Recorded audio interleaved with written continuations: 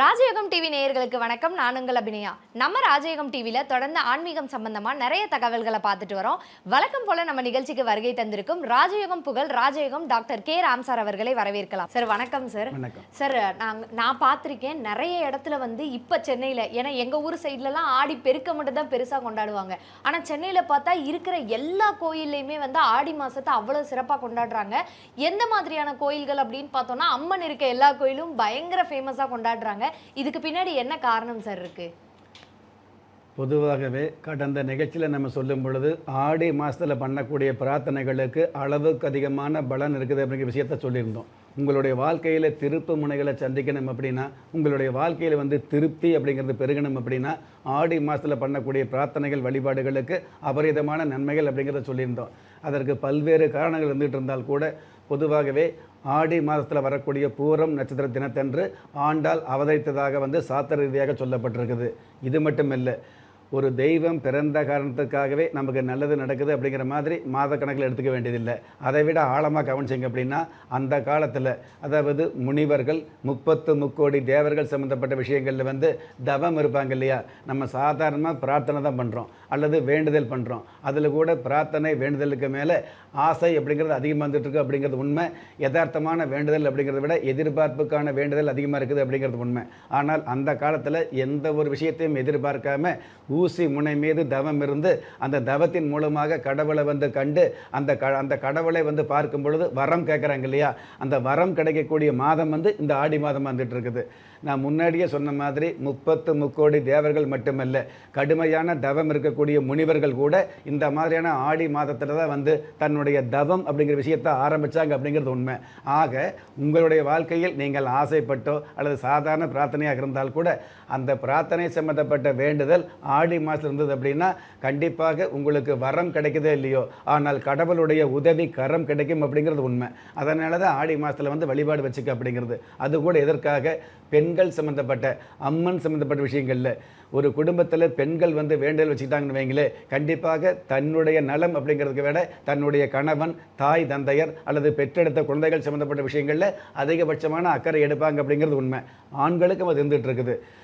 எந்த ஒரு ஆணாக இருந்தாலும் சின்ன வயசில் பள்ளிக்கு போகும் பொழுது அந்த பாதையில் விற்கக்கூடிய கலாக்காய், நகாப்பழம் அல்லது இழந்த வடை அப்படிங்கிற விஷயத்தை நாம் வாங்கி சாப்பிடணுங்கிற ஒரு குறிக்கோள் இருக்கும். அதுவே இவர் வளர்ந்து அப்பா ஆனதுக்கப்புறம் திருமணமாகி அப்பா அப்படிங்கிற ஸ்தானத்தை அடையும் பொழுது எந்த ஒரு தின்பண்டத்தை பார்த்தாலும் அந்த தின்பண்டத்தை நாம் திங்கலாம் அப்படின்னு எச்சை விடுறதுக்கு முன்னாடி நம்ம பிள்ளைக்கு இது பிடிக்கும், தன்னுடைய குழந்தைக்கு இது பிடிக்கும் அப்படிங்கிற எண்ணம் தான் ஒவ்வொரு அப்பாவுக்கும் வருது அப்படிங்கிறது தவிர்க்க முடியாது. அந்த வகையில் அந்த மாதிரியான ஆணாக இருந்தாலும் பெண்ணாக இருந்தாலும் உங்களுடைய பிரார்த்தனைகளுக்கு அப்படியே நிறைவேறக்கூடிய அப்பளுக்கு இல்லாத மாற்றங்களை சந்திக்கக்கூடிய மாதமாக இந்த ஆடி மாதம் வந்துட்டு இருக்குது. முனிவர்கள் தவம் இருந்து வரம் வாங்கினாங்க அப்படிங்கிறத விட நீங்கள் சாதாரணமாக பண்ணக்கூடிய பிரார்த்தனைகளுக்கு கூட, வருடம் முழுவதும் செய்யக்கூடிய பிரார்த்தனைகளுக்கு கூட உங்களுக்கு நல்லது நடக்கக்கூடிய, உங்களுடைய பிரார்த்தனை நிறைவேறக்கூடிய வாய்ப்புகளை ஆடி மாதம் கொடுக்குது. அப்படிங்கிறதுக்காகத்தான் ஆடி மாதத்தில் பிரார்த்தனை அப்படிங்கிறது அதிகமாக கொடுத்துருக்குது. இது மட்டுமல்ல, ஆடி மாதத்தில் உங்களுடைய வேண்டுதல்களுக்கு தகுந்த மாதிரி உங்களுக்கு நல்லது நடக்குது, பிரார்த்தனை நிறைவேறுது, வேண்டுதல் நிறைவேறுது. அப்படிங்கிறதுக்கு மேலே யாராவது ஒருவருக்கு தானம் பண்ணீங்கன்னு வைங்களே, ஆடி மாதத்தில் பண்ணக்கூடிய தானம் அந்த வருடம் முழுவதுமே உங்களுக்கு ஒரு உபயோகமாக இருக்கக்கூடிய பாக்கியத்தை கொடுக்குது அப்படிங்கிறது உண்மை. தானம் அப்படிங்கிறது மிகப்பெரிய அளவில் அதாவது 6 வகையான படையல் அல்லது 60 வகையான உணவு வகைகள் அப்படிங்கிற அளவுக்கு மேலே சாதாரணமாக கஞ்சியோ கூழோ நீங்கள் தானம் பண்ணலாம் அப்படிங்கிற விஷயத்துக்கு உட்பட்டு தான் ஆடி மாதத்தில் கூழ் ஊற்றக்கூடிய ஒரு சூழலை அனைத்து அம்மன் கோயிலில், அம்மன் சன்னதியில் இன்றளவும் கடைபிடிக்கிறாங்க அப்படிங்கிறது உண்மை. ஆக நீங்கள் இந்த அரிசியில் சாதம் செய்யணும், இந்த மாதிரி பிரியாணி போடணும், இந்த மாதிரி ஒரு உயர்தர சமையல் கொடுக்கணுங்கிற கிடையாது. சாதாரணமாக ஏழைக்கு தகுந்த எள்ளுருண்டை அப்படின்னு சொல்கிற மாதிரி உங்களுடைய வசதிக்கு தகுந்த மாதிரி யாராக இருந்தாலும் கூழ் அப்படிங்கிறது மிக மிக ஒரு சுலபமான விஷயம். ஆக கஞ்சியோ கூழோ இந்த ஆடி மாதத்தில் நீங்கள் தானம் செஞ்சீங்க அப்படின்னா உங்களுடைய வாழ்க்கை மிக மிக தன்மானம் உள்ளதாக, வெகுமானம் உள்ளதாக ஆண்டு முழுவதும் அமையும் அப்படிங்கிறது ஆடி மாத சாஸ்திர விதி. சார், உங்ககிட்ட எனக்கு ரொம்ப பிடிச்ச விஷயமே என்னன்னா, ஒரு கேள்வி கேட்டேன் அப்படின்னா அந்த கேள்வியோட முன்னணி என்ன, அது எப்படி இந்த மரபு வந்தது அப்படின்றதுலேருந்து இப்போ எப்படி நம்ம வழிபடணுன்ற வரைக்கும் ரொம்ப அழகாக சொல்கிறீங்க சார். ஸோ இப்போ என்னோட அடுத்த கேள்வி இதில் என்னன்னா, ஆடி மாதம் நிறைய அம்மன் கோயிலுக்கு போய் வழிபடணும் அப்படின்றத சொல்லியிருந்தீங்க. அந்த வழிபாடுனால என்னென்ன பலன்கள் கிடைக்குன்றதையும் சொல்லிட்டீங்க. இப்போ எந்த கோயிலுக்கு போனால் ஆடி மாதம் இன்னும் சிறப்பாக இருக்கும், இன்னும் நிறைய மக்களோட வேண்டுதல் வந்து கடவுள்கிட்ட ஈஸியாக போகும் அப்படின்னா என்ன மாதிரி, எந்த கோயிலுக்கு போகலாம் சார்? பொதுவாகவே ஆடி மாதம் அம்மன் தெய்வம் மட்டுமல்ல, எந்த தெய்வமாக இருந்தால் கூட உங்களுடைய குலதெய்வம் இருக்கும் இல்லையா, அதாவது வம்சாவளி தெய்வமாக விளங்கக்கூடிய குலதெய்வ கோயிலுக்கு கூட ஆடி மாத வழிபாடு, ஆடி மாதம் பொங்கல் வைக்கிறது, குறிப்பாக ஆடி மாதம் மொட்டை அடித்து காது குத்துறது மிக மிக அற்புதமாக இருக்கும் அப்படிங்கிறது உண்மை. அந்த வகையில் இந்த ஆடி மாதத்தில் வந்து ஆண் தெய்வமாக இருந்தாலும் பெண் தெய்வமாக இருந்தாலும் வழிபாடு வச்சுக்கிறது மிக மிக சிறப்பு அப்படிங்கிறது சாஸ்திரம் சொல்லியிருக்குது. இதில் இன்னொரு சூட்சுமமான விஷயம் என்ன கேட்டிங்கன்னா, ஆடி மாதம் வழிபாடு வச்சுக்கிட்டாலே அந்த வருஷம் முழுவதும் உங்களுக்கு நன்மை கிடைக்குது அல்லது கடவுளுடைய அருள் கிடைக்குது அப்படிங்கிறது எந்த அளவுக்கு உண்மையோ, அதே மாதிரி இந்த குலதெய்வ விருட்சம் அப்படிங்கிறத இதே ஆடி மாதத்தில் வாங்கி உங்களுடைய வீட்டில் வச்சுக்கிட்டிங்கன்னு வைங்களே, இந்த வருடம் முழுவதும் மட்டுமல்ல உங்களுடைய வாழ்க்கை முழுவதும் உங்களுடைய வேண்டுதல்கள் நிறைவேறக்கூடிய பாக்கியங்களை நிச்சயமாக கொடுக்கும் அப்படிங்கிறது நிதர்சனமான உண்மை. வருடம் முழுவதும் கொடுக்கக்கூடிய, அதாவது முடங்கி போன உங்களுடைய வாழ்க்கையில் முன்னேற்றம் கொடுப்பது ஆடி மாத வழிபாடு. அதே மாதிரி உங்களுடைய ஆயுள் முழுவதும் ஆடி மாத வழிபாடு அப்படிங்கிறது அந்த வருடம் முழுவதும் உங்களுக்கு நல்லது செய்யுது.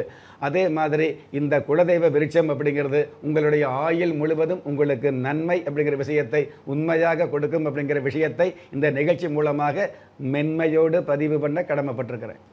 சார், ஆடி மாதத்தில் வந்து ஏன் வந்து இவ்வளவு அம்மன் கோயிலை வழிபடுறாங்க அப்படின்றத ஒரு முன்னாடி காலத்தில், முந்தைய காலத்திலிருந்து அதுக்கான காரணம் என்ன, அப்படி இந்த மாதத்தில் வழிபட்டால் என்னென்ன பலன்கள் ஏற்படும், நம்ம குலதெய்வ வழிபாடு அப்படின்றது எந்த அளவுக்கு முக்கியம் அப்படின்றதையும் இந்த எபிசோடில் ரொம்ப தெளிவாக சொல்லியிருக்கீங்க சார். நன்றி சார். நன்றி. நம்ம ராஜயோகம் டிவியில் புத்தம் புதிய ஆன்மீக தகவல், மாத ராசி பலன், தினப்பலன் நிகழ்ச்சிகள் ஒளிபரப்பாயிட்டு இருக்கு. அது மட்டும் இல்லாமல் ஒவ்வொரு நாளுமே உங்களுக்கான அதிர்ஷ்ட எண், உங்களுக்கான அதிர்ஷ்ட நிறம், உங்களுக்கான அதிர்ஷ்ட எழுத்துக்கள், இது எல்லாத்துக்கும் மேலே ஒவ்வொரு நாளும் நீங்கள் வழிபட வேண்டிய தெய்வம், இது மாதிரி தெரிஞ்சுக்க வேண்டிய விஷயங்களை உடனுக்குடனே தெரிஞ்சுக்கணும்னு நினச்சிங்கன்னா நம்ம ராஜயோகம் டிவியை லைக் பண்ணுங்க, ஷேர் பண்ணுங்க, சப்ஸ்கிரைப் பண்ணுங்க, மறக்காம பெல் ஐக்கானையும் கிளிக் பண்ணுங்க. திறமை இருந்தும் வறுமையில் வாடுகிறீர்களா? விதியை நொந்து விரக்தியில் இருக்கிறீர்களா? முயற்சிகள் செய்தும் முன்னேற்றம் கிடைக்கவில்லையா? களஸ்திரம் அமையாமல் கவலைப்படுகிறீர்களா? தாய்மையடையாமல் தவித்து நிற்கிறீர்களா? நவரத்தினம் போட்டும் நன்மைகள் கிடைக்கவில்லையா? பெயர் மாற்றம் செய்தும் பிரயோஜனம் இல்லையா? எந்திரத்தை நம்பி மந்திரத்தை சொல்லியும் மாற்றம் கிடைக்கவில்லையா? எண்கணிதத்தை நம்பி எழுத்தை மாற்றியும் ஏற்றம் கிடைக்கவில்லையா? வாஸ்துவை நம்பி வாசலை மாற்றியும் வளம் காணவில்லையா? ஹோமத்தை வளர்த்து யாகத்தை செய்தும் யோகத்தை காணவில்லையா? திரும்பிய பக்கமெல்லாம் திண்டாட்டங்களையே சந்தித்த உங்களை யார் கைவிட்டாலும் ஆன்மீகம் கைவிடாது.